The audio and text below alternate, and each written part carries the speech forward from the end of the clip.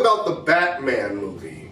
This was easily my most anticipated movie of the year. With all the movie trailers and prequel story audiobooks, DC did a really good job hyping up this film. I saw it last night at AMC Theaters. I paid $20 extra just to sit in the critic section. It was like a movie box private section. I paid extra money to see that.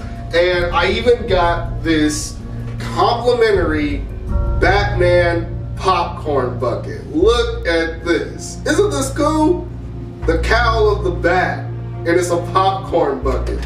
And it just opens up with the ears, and you put popcorn or whatever kind of snacks you like inside, and you can just, I was literally sitting there eating. I snuck in some McDonald's, so I had my burgers and my fries in here, and I was literally just, eating. This is cool. This is the coolest, literally, piece of movie merchandise I've ever gotten.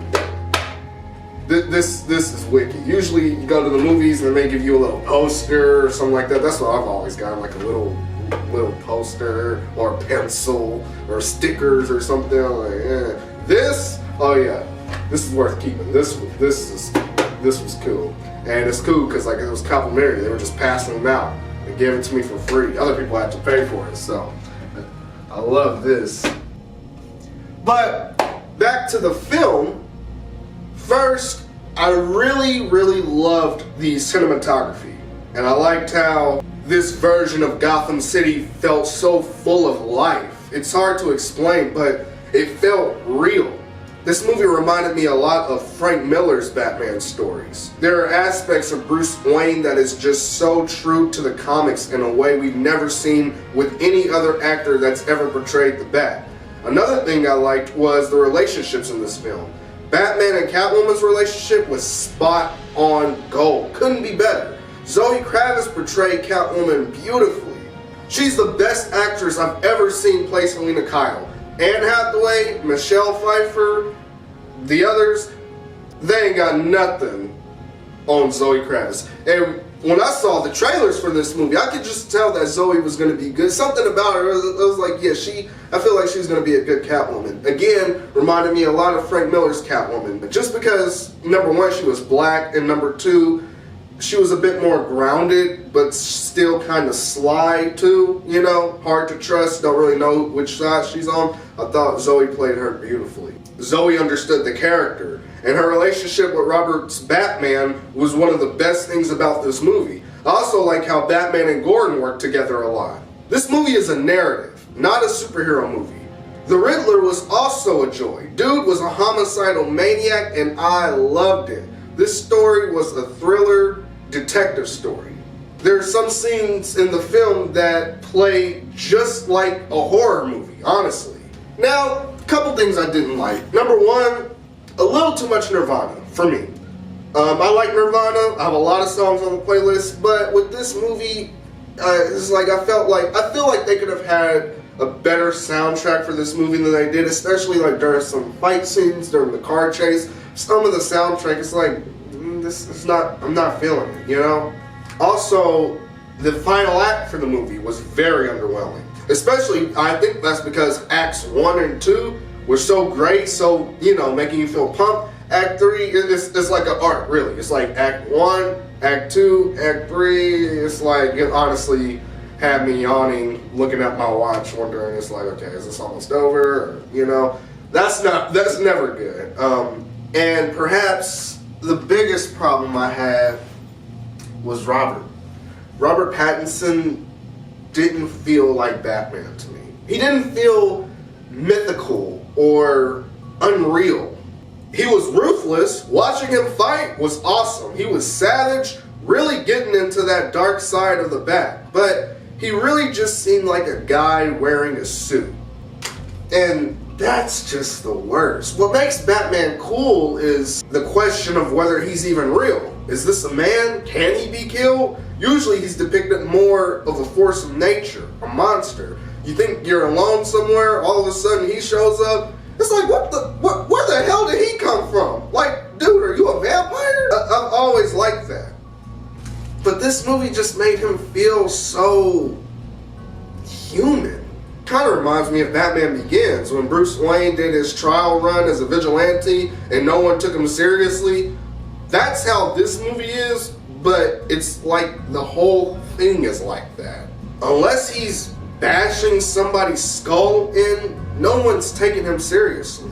No one's pissing in their pants when they see him. And yeah, I know these are his early days. He's still learning. He's still growing into the Dark Knight he ultimately becomes. But come on now. Arkham Origins was set in year 2. And he was a straight savage monster menace in that game. Now hold on. Hold on a bloody minute. I seen your act. I ain't done nothing you not done.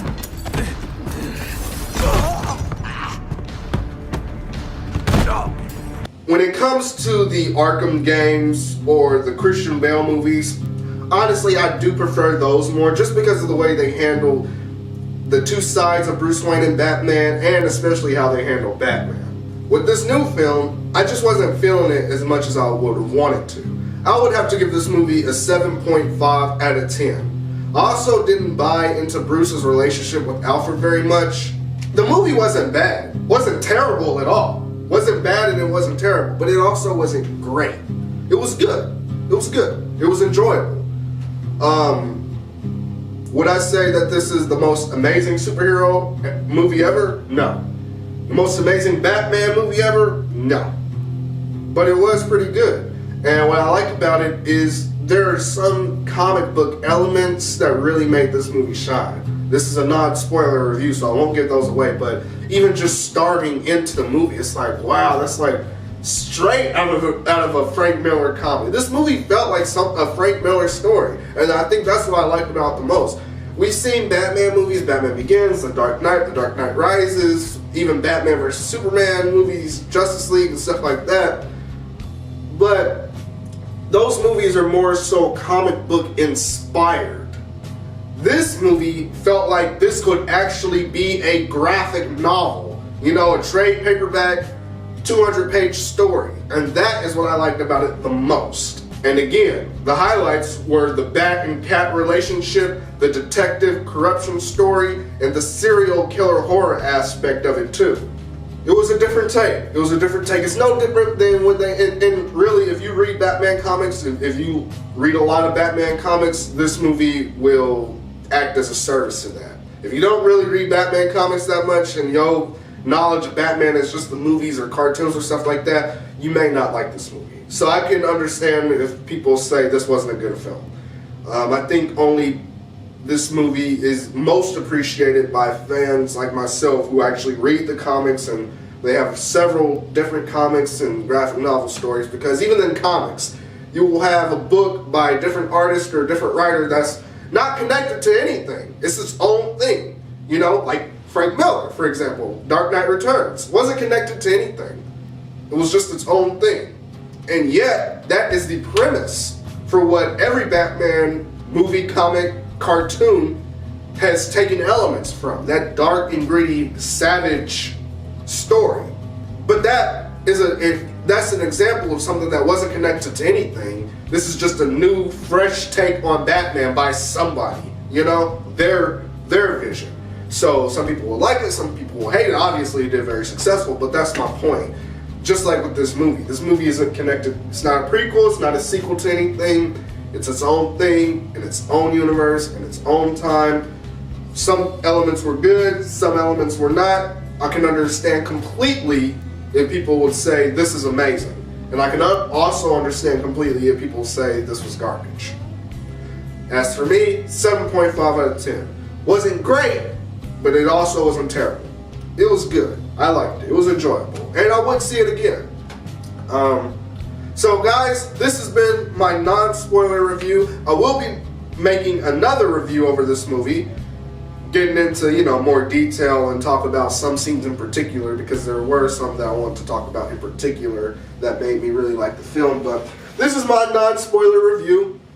If you like this video, please give me a thumbs up. If you're new here, be sure to subscribe. If you saw this movie, let me know what your thoughts were down below. What do you think of Robert Pattinson? I did like him as Bruce Wayne. I did. He was a little there wasn't really much difference between him and the Bat, but he was pretty cool. He was pretty cool. But yeah, guys, I'll see you next time.